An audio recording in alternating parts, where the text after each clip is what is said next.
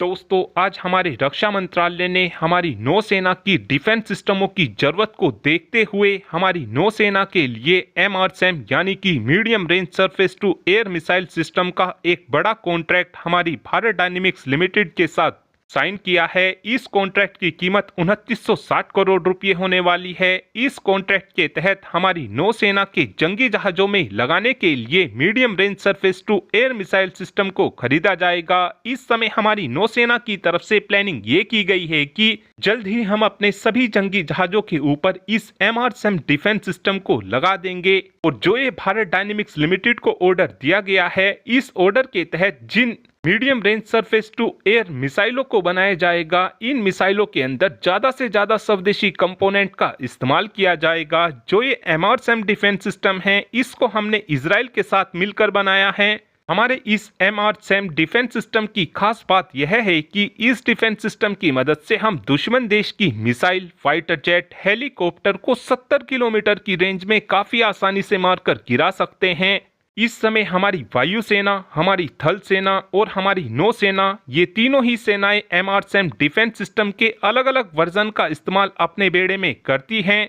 और आज जो ये 2960 करोड़ रुपए का कॉन्ट्रैक्ट भारत डायनेमिक्स लिमिटेड के साथ साइन किया गया है, इस कॉन्ट्रैक्ट के तहत ये बात नहीं बताई गई है कि कितनी संख्या में MRSAM मिसाइलों को खरीदा जाएगा। इसको लेकर जो भी डिटेल फ्यूचर में आएगी, आपको उससे अपडेट कर दिया जाएगा। साथ में एक अपडेट हमारी lotus advance technology private limited को लेकर भी आया है, जहां पर हमारी इस lotus advance technology private limited ने इजराइल की सैडी कंप्यूटर प्राइवेट लिमिटेड के साथ एक पार्टनरशिप को साइन किया है, जिसके तहत हाई परफॉर्मेंस के रोटरी अनमैन्ड एरियल व्हीकल को दोनों ही कंपनी मिलकर मैन्युफैक्चर करने वाली हैं। और आगे चलकर ये दोनों ही कंपनी साथ में मिलकर नई नई टेक्नोलॉजी के रोटरी हेलीकॉप्टर UAV का निर्माण करने वाली हैं।